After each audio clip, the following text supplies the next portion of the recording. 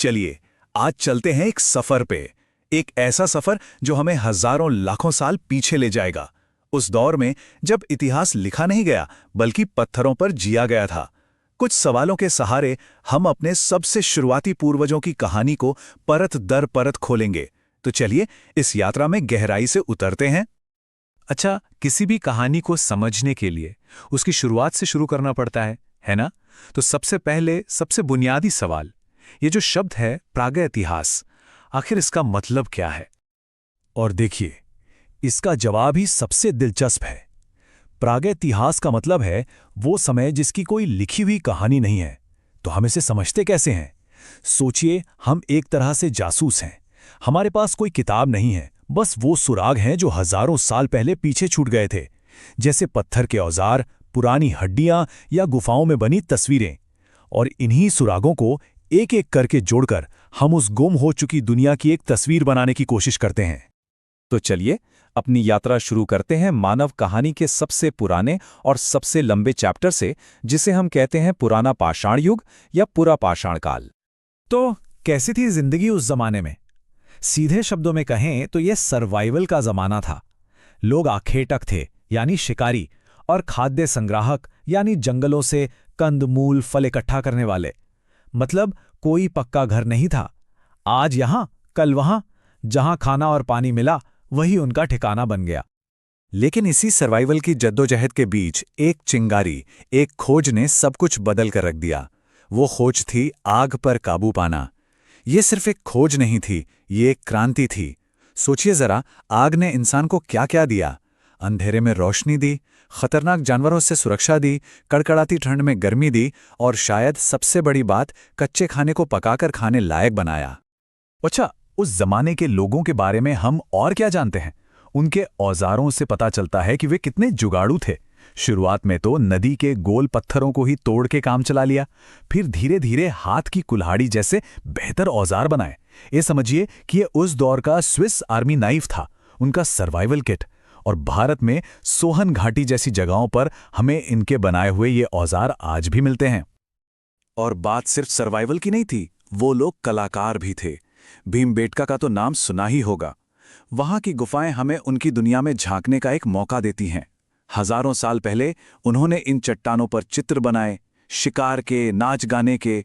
ये तस्वीरें हमें बताती हैं कि उनकी दुनिया कैसी थी, वो क्या सोचते थे, क्या देखते थे।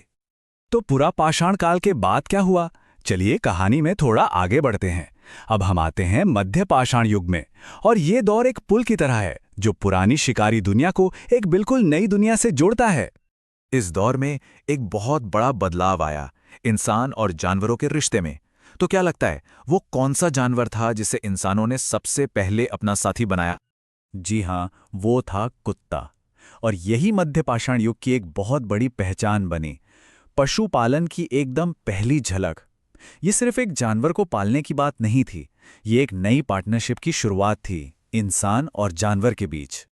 लेकिन हमें यह सब पता कैसे चला? इसका सबूत हमें मिलता है राजस्थान के बागोर और मध्य प्रदेश के आदमगढ़ जैसी जगहों से। यहां खुदाई में जो सबूत मिले हैं वो साफ साफ दिखाते हैं कि इंसान अब जानवरों को अपने साथ रखना सीख रहा था। और अब हम कहानी के उस मोड़ पर आते हैं जिसने इंसानियत की पूरी दिशा ही बदल दी। वो दौर था नया पाषाण युग, यानी नव पाषाण काल। ये बदलाव कितना बड़ा था जरा देखिए। जहां पहले इंसान खाने के पीछे भागता था, अब वो खुद खाना उगाने लगा। शिकारी से किसान बन गया। घूमने फिरने वाली जिंदगी खत्म हुई और लोग एक जगह बसकर गांव बसाने लगे। मतलब अब इंसान सिर्फ कुदरत के रहमो करम पर नहीं था, बल्कि वो कुदरत को अपने हिसाब से ढाल रहा था। और इस क्रांति की, इस एग्रीकल्चरल रेवोल्यूशन की शुरुआत कहाँ हुई? ये हुई मेहरगढ़ में। ये वो जगह है जहां हमें उपमहाद्वीप में खेती के सबसे पुराने सबूत मिलते हैं। यहीं पर पहली बार गेहूं और जौ जैसी फसलें उगाई गईं, और इसी ने एक जगह टिक कर रहने वाले जीवन की नींव डाली।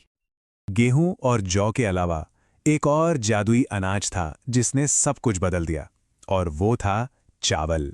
कोल्डिहुआ वो जगह है जहां हमें चावल की खेती के सबसे पुराने प्रमाण मिलते हैं। और चावल के आने से लोगों के खाने पीने का तरीका और पूरा समाज ही बदल गया। तो देखिए, ये एक तरह का चेन रिएक्शन था। खेती शुरू हुई तो अनाज जरूरत से ज्यादा होने लगा। इस एक्स्ट्रा अनाज ने लोगों को एक जगह टिकने का मौका दिया और बुरझुम जैसे गांव बस गए। और फिर सवाल आया, इस सारे अनाज को रखें कहाँ? और इसी जरूरत ने जन्म दिया मिट्टी के बर्तन बनाने की कला को, यानी कुंभकारी को। लेकिन कहानी यहां खत्म नहीं होती। ऐसा नहीं है कि पाषाण युग एक दिन अचानक खत्म हो गया, नहीं, बल्कि ये धीरे धीरे एक नए युग में बदल गया। और इस बदलाव की वजह थी एक जबरदस्त खोज। और वो खोज थी मेटल की, यानी धातु की। इंसानों ने पहली बार पत्थर के अलावा किसी और चीज का इस्तेमाल करना सीखा, और वो था तांबा, कॉपर। और जब पत्थर के साथ तांबे का इस्तेमाल शुरू हुआ तो उस मिले जुले दौर को हमने नाम दिया ताम्र पाषाण युग। इस नई टेक्नोलॉजी ने, तांबे के इस्तेमाल ने भारत के अलग अलग हिस्सों में नई नई बस्तियों और कल्चर को जन्म दिया। जैसे राजस्थान में थी आहार संस्कृति, इसका तो दूसरा नाम ही ताम्रवती पड़ गया था, मतलब तांबे वाली जगह। उसी तरह महाराष्ट्र में जोरवे संस्कृति थी, जहां इनाम गांव जैसे बड़े बड़े गांव बस गए थे। तो एक बार फटाफट से इस पूरी यात्रा को फिर से देखते हैं।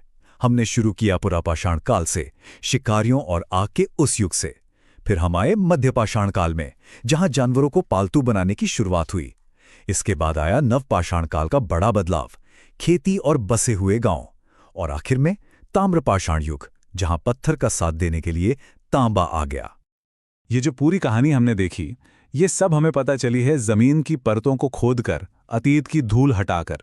और यही बात हमें एक आखिरी और बहुत जरूरी सवाल पर लाकर खड़ा कर देती है। जरा सोचिए, हमारे पैरों के नीचे जमीन की गहराइयों में हमारे पूर्वजों की और कितनी ही अनकही अनसुनी कहानियां दबी होंगी, जो बस किसी के खोजने का इंतजार कर रही हैं।